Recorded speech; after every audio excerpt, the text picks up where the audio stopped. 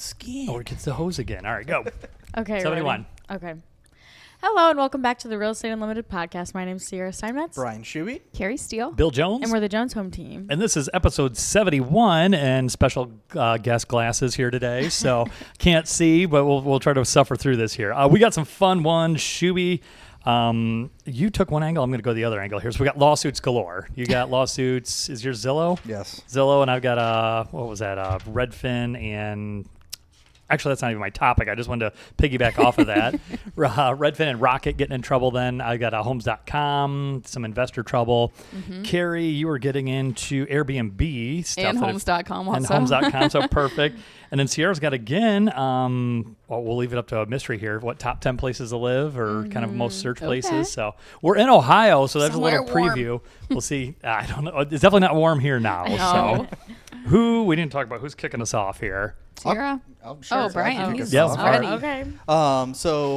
Washington agent sues Zillow for alleged mortgage steering. So, Washington State real estate agent has filed a class action lawsuit against the Zillow Group, alleging it allegedly steers business to its mortgage arm, Zillow Home Loans. The complaint was filed on January 16th and claims Zillow uses its market power to push agents and consumers towards Zillow Home Loans while charging high prices. The plaintiff is Stephanie Depew, owner of the Depew team in Kitsap County, Washington. According to the suit, agents feel pressure to refer clients to Zillow Home Loans because their ratings in Zillow's CRM, so I think she's a member of the Zillow Premier Agent or the Zillow Flex I think the program. Flex team is Okay. what's getting the pressure on this. So according to the lawsuit, the agent, so if you're an agent with the Zillow Flex program, Zillow kind of applies pressure to you to refer clients to the Zillow Home Loans because their rating, so Zillow's rating in their CRM, which is Follow Up Boss, is based off of how many clients you also push to Zillow Home Loans. That's messed up. And the number of referral leads they receive depend on how many clients they steward to Zillow Home Loans. The complaint characterizes Zillow's practice as an illegal tying arrangement that violates state and federal antitrust laws. Depew claims her team's leading referrals were low, leading to fewer connections from Zillow and the termination of the Zillow Showcase accounts in 2025. So they weren't giving them as many clients to Zillow Home Loans, which then Zillow said, hey, we're not going to give you as many leads. And then I think Zillow terminated her out of the Zillow Flex program because their rankings weren't high enough and they weren't giving them enough leads.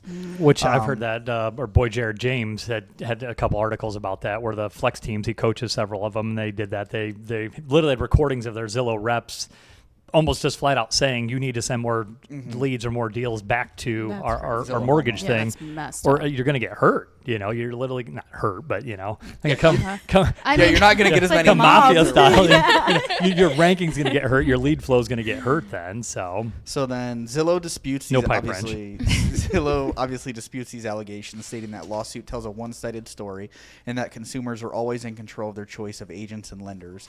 The lawsuit, so she's suing for damages, including treble damages, which I'm not sure I don't know what what that is either. attorney's fees and injunctive relief to prevent continued practices. So just something to So they're in keep hot an eye water. on. So I love how they say that's not our practice, but it's literally their practice. Yeah. Though, too. Right. Whether it's Yeah. uniform across the board, I don't know, but it's definitely being said. So whether Zillow's directing their I'd be reps, interested to hear what their side of the story is of why they got kicked off of the Zillow Flex. I'm sure they're going to make something. Oh up, yeah. but Oh, they weren't following up fast enough. I mean, they have all those. They look at us stuff for Premier Agent too. How quickly we respond, how many we convert, how many we, Yep. There's a lot of that. Yeah, but it takes one really good team to say no. Right. Like, we've got the facts. right. Like that's just to me. Like if you have a phone call, kind of in the Jared James situation, from somebody saying, "Hey, if you don't, send leads here, like you're gonna get hurt." Like to me, like how is that not you trying to steer Yeah. Right, clients yeah, to? for Because sure.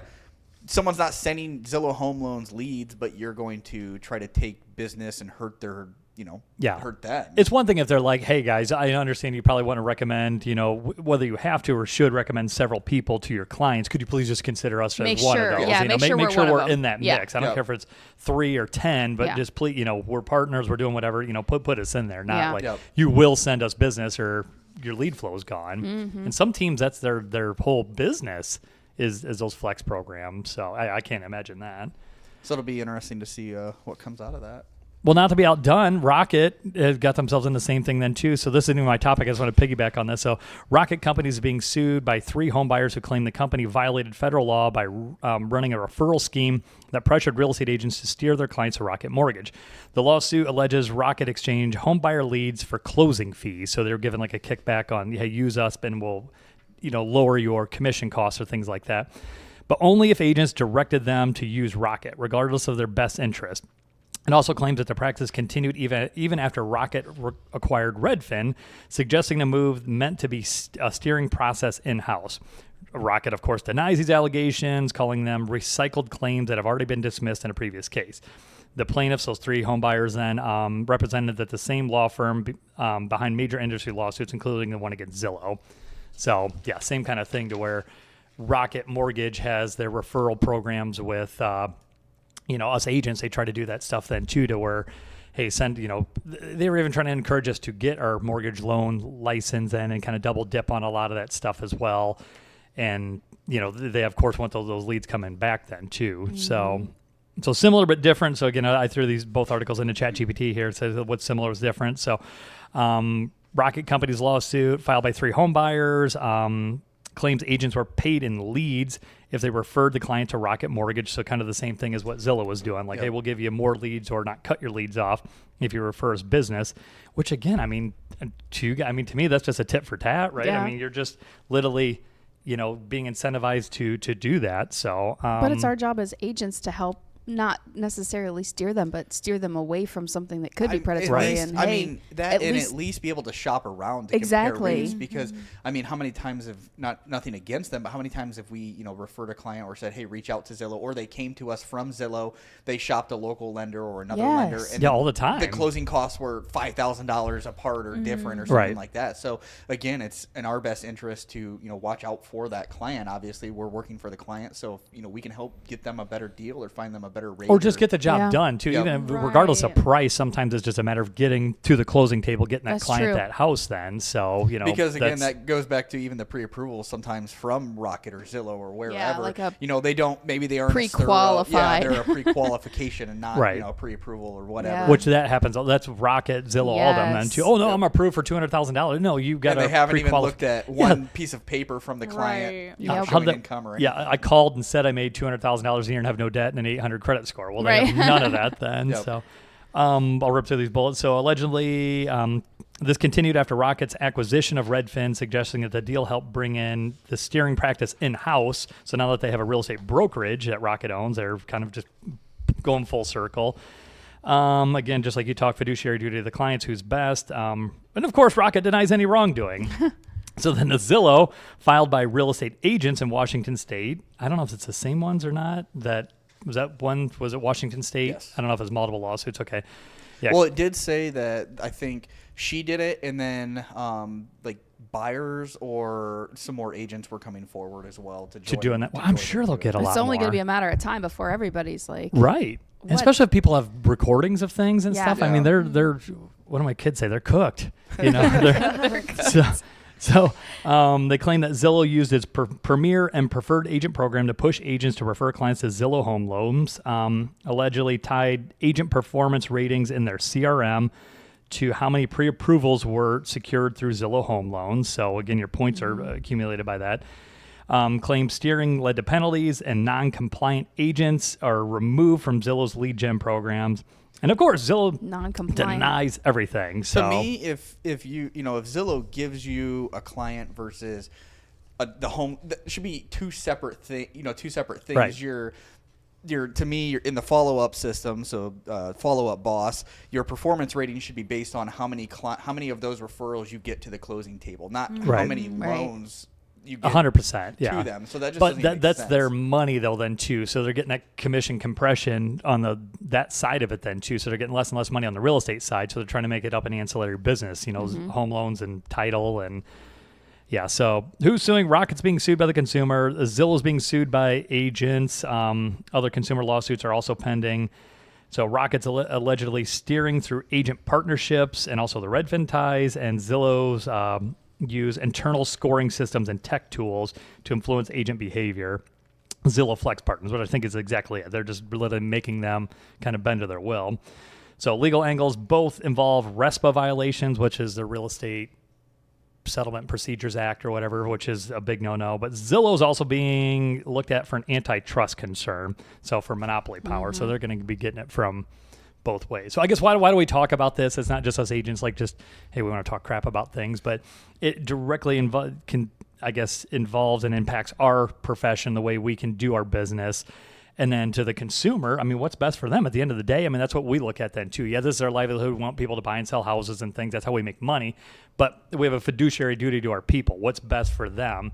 Is it best for me to comply with Zillow, Rocket, Redfin, and force them into a program that's not good for them? Rates are bad, terms are bad. Maybe they don't get the deal done just so I get the lead flow, or do I need to look out for my person? So I don't know. It's there's a lot there. So I think to the consumer, I guess my advice would be, if someone's pressuring you to use one service, one lender, one whatever, you got to ask yourself, why is this happening? Why are they pushing so hard on this one thing? Just ask the question, why should I use them? Well, I need my Zillow Flex account rep to not hate me and threaten to hit me with a bat, like I want these leads so I can feed my family. Well, maybe you need to look at other lead sources too. So, all right, well, that wasn't even my thing. I just saw that and I got all jacked about it, and it was just how I roll here then. All right, Sierra, get us a little lighter topic. If you want to hop to that NAR article.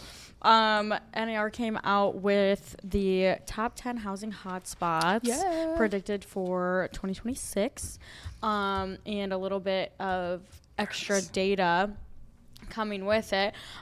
They presume existing home sales to increase by 14% this year, and a 4% increase in pricing and home sale price. So 14% jump in existing home sales and 4% in pricing. Yes. So all these people waiting around for interest rates to drop another 0.25% are going to get smacked with another 4% price increases. Yep, and they kind of went into that as well, how they are thinking that rates are going to stay near low sixes and whatnot throughout the year, be pretty consistent there, as we've talked about before, and hopefully we'll have larger inventory going into this year, which will ultimately help buyers have more options and whatnot going into it.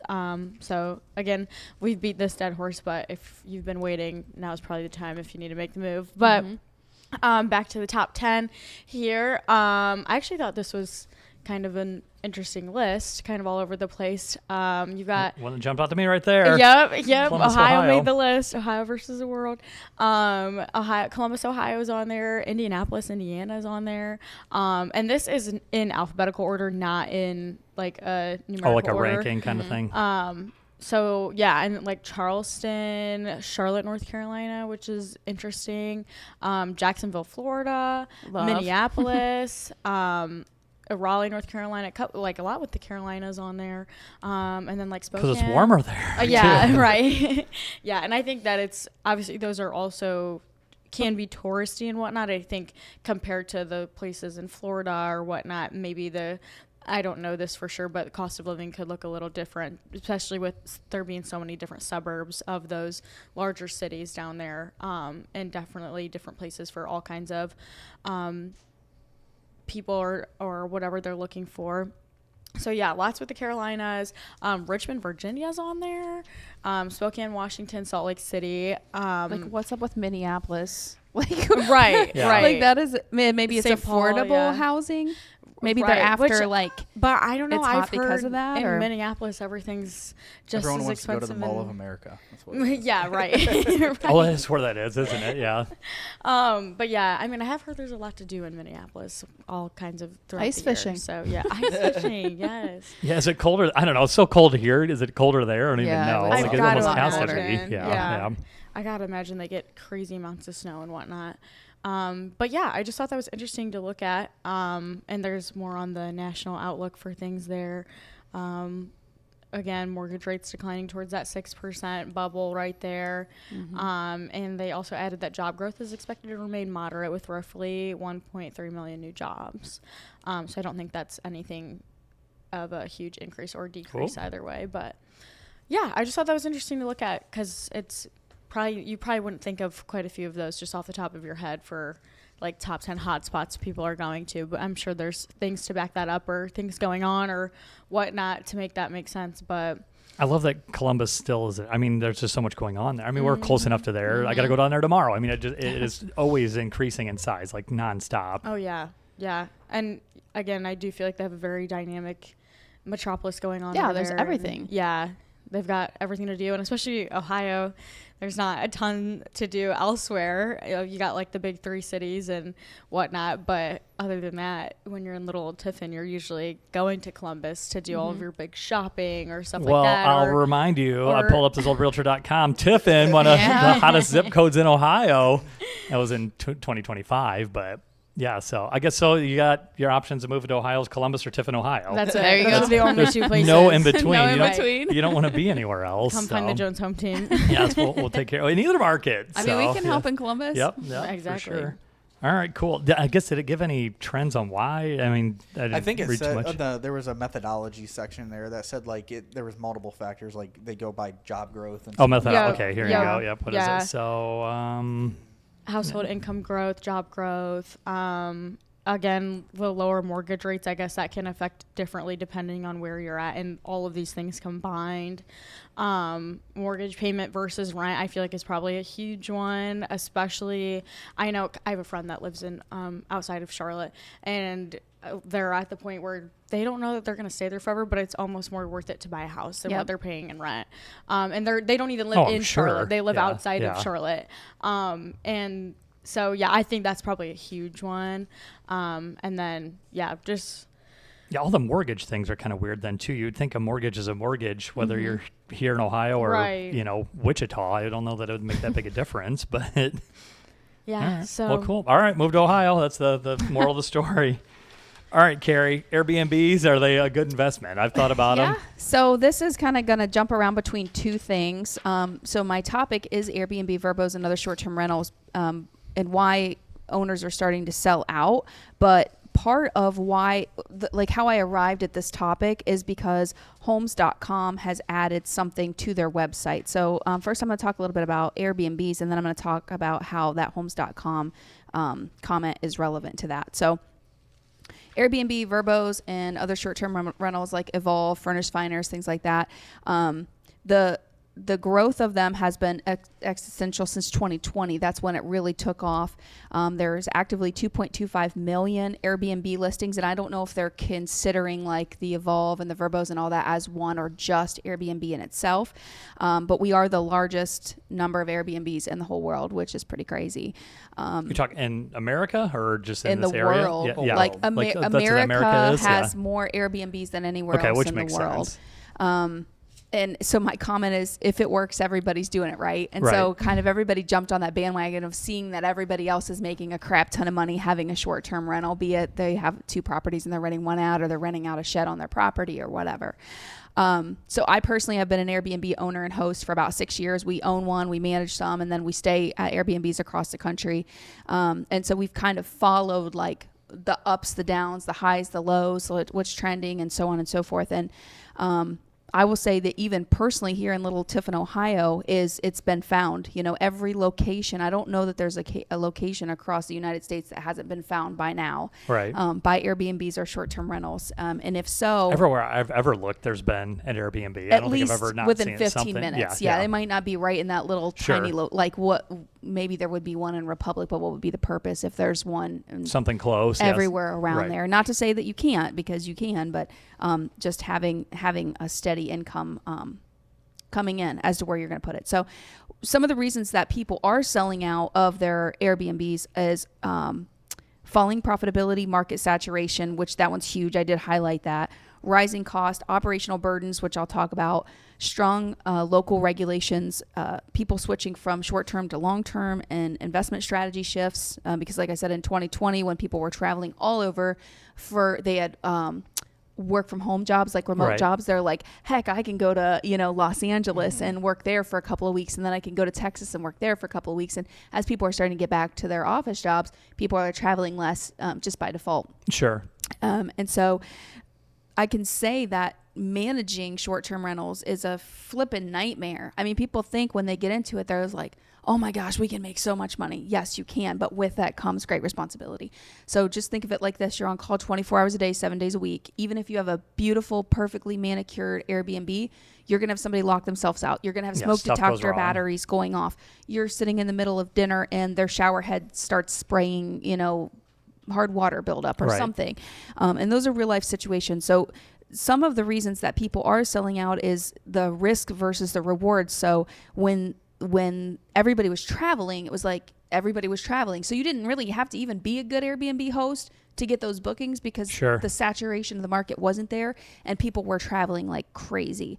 Now there's 3, 4, 5 times as many Airbnbs and people have started traveling way less. And so with that, it's like, okay, what is the operational cost here? What is the burden to keeping this one or that one, or even if you only have one, what's the Right. burden of keeping that going? And some people are finding that, Especially compared to, like I think I said, long-term rental, putting a tenant in there and not having to, Yes. do every single little, go there and Be there clean every 2 between days. every Yep. switch and everything like and that. and for a long time, the long-term rentals were where it was at. And then when short-term boost, like between 2018 and now, I would say there just was like a slow increase in uptick. But when COVID hit, that's when everybody was buying up every property. yeah, right. They were turning it into short-term or like traveling nurses or all that kind of thing. And if I can double my income as an owner, Yeah. why not do the Airbnb? And now but it's if that's like, not the case, that's, no, and now it's like the cost of utilities, everything's going up. Supplies have skyrocketed. Finding cleaners and people that can, flip the laundry. That's big. That's a big deal. I think a lot of that too depends on where do you have it. Do you have it in Yes. Tiffin, Ohio, or do you Yes. have it in Myrtle Beach, South Carolina? Right. So Yeah. that I think plays a big role in that. Obviously, yeah, if you're in a that as well. vacation Yes, area, I a think that's a million big percent. difference. A But there's million probably percent. more Airbnbs though. In an That area and like that's that what I want too, to talk about. So yeah. the very first place that come to my head was, or that popped up was Orlando, Florida. Obviously, you've got Disney and Epcot, all Sure. these different things. But they're actually the number one short-term rental sale area right now. So like I went on Airbnb.com and I typed in Orlando and I just typed in like 4 people, like 2 adults, 2 kids, 3 days, this area. And there were only like 3 or 4 or 5 that popped up. So I'm like, so if that's my only option for these dates, is the market truly saturated? Right. Or are they just trying to, or do they say Kissimmee is different from Orlando, is different than Apopka, is different than whatever? Sure. So looking at that area and the sales, I don't want to get too far off topic here, but kind of pulling it back in. Homes.com realized that there is a market now for people selling houses that are furnished. So for the longest time, if you had a furnished house, that was kind of a weird unicorn Right, thing that you right. would just have to market or have an auction or something. Sure. Now Homes.com is finding that we had that huge, like a gold rush in Airbnbs, and now that's starting to come back down and people are selling it, but they're not selling it and taking the furnishings. No, because they have 4 or 5 or Because they bought the furnishings for the Airbnb. For that. that's right. Yeah, it and wasn't so their what stuff. it's not worth liquidating a $25 lamp. Right. We're just going to sell it all together. Right. And so homes.com, and I set the link. I don't know if it's in our messages or not. But homes.com now has a new toggle button, and they've added a ton more options in their filter category about furnished and many other types of things that you'd be looking for if you were buying a short-term rental. So my brother's like, oh man, that's a great time to buy a property in Florida. And I'm like, is it though? Yeah, right.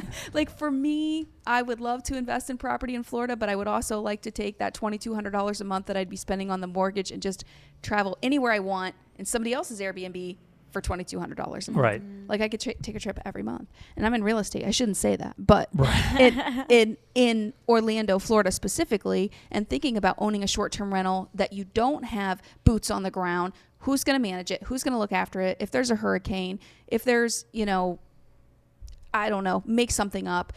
Who's going to be there taking care of it, and who's going to check it after tenants, leave, and so on and so forth. And then one of the other things is stronger local regulations. So there's becoming more and more regulations around short-term rentals. Oh, yeah, Kicking out partiers are a problem. Underagers, somebody's going in and they're booking it, but somebody else is staying there, and it's a whole thing. But that's an entirely different I just podcast. saw the furnished. Oh yeah, There it Right is. there. Oh, there we go. yeah. We'll look for an area here then. Yeah, and I just did Orlando because it was so big. But yeah, Columbus would be a good one. Columbus Furnished. There we go. Furnished. Furnished. Check out this gem. Okay. Here we go.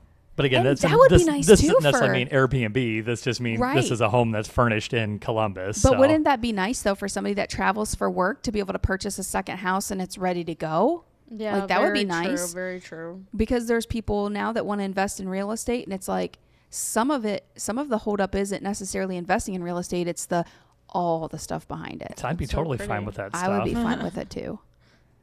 Yep, done. I'll take it. Yep. All right, Rebecca. Good job. Good looking listing Yep. in Columbus. You want a furnished house, I guess. I think it is.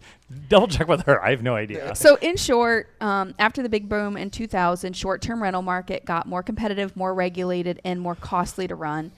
For most hosts, low profits, unpredictability, which is huge, high workload. They're selling off their Airbnbs and or switching to a long-term rental.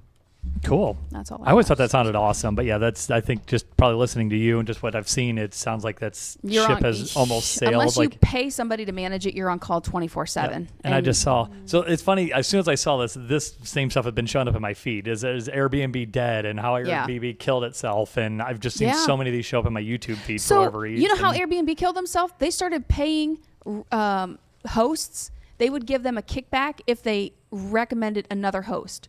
So if I said, Sierra, turn your house into an Airbnb, and I gave them your name or number, whatever, I would get $480 or something. Okay. So their people go and they would sell at a hotel. They'd be like, let me tell you about how I made all my money in Airbnb for $199. I'm going to teach you this course. Here's the platform. Here's what you do to get started. All of you, I now just got under my belt as $480. I don't know. I made up a number. Sure. I don't know. It's like $560. It's under 1,000 and more than a couple hundred. Right. And I could get that money if they went through me.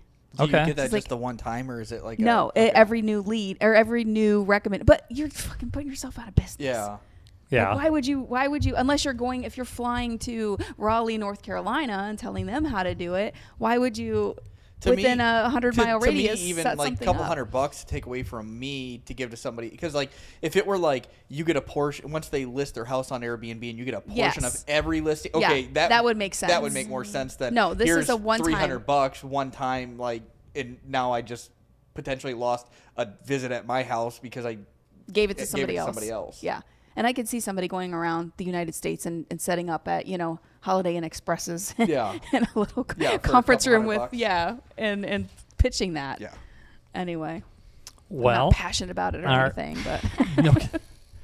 So there's just, I don't know. So recommendation, do your homework before you buy an Yeah. Airbnb, I guess, Yeah. for sure. So, all right, we've been plenty long here. I just wanted to finish on homes.com. So there's two articles. This is what I originally was going to start on here. So I'll make it quick. Two different articles. One that came out a few days ago. Investors getting really riled up about CoStar and homes.com, and then CoStar's response to this. So I'll make it quick here. So a huge hedge fund manager said the homes.com for CoStar is $1 billion vanity project. So this is the Third Point investor group. I don't know what it was. $3 billion push into the residential real estate via homes.com is a pure ego play by CEO Andy Florence with zero return to show for it. Super Bowl ads equals no super results. Investor mutiny coming. So Third Point isn't just complaining. They're planning a boardroom coup, proposing a new slate of directors and a downward spiral kind of started by CoStar into homes.com. Too late to cut losses. CoStar says it's just exiting the investment phase and claims dumping homes.com now would destroy the long-term value, but investors are not buying it. So agent friendly, but is that enough? So us agents then too, they're trying to court us, get away from Zillow, what's that going to do? But again, these investors are saying that's not enough. And being a Zillow killer is just a pipe dream. So the real question, can CoStar really challenge entrenched giants in a portal war? That's been settled for years. Many investors say it's a losing battle.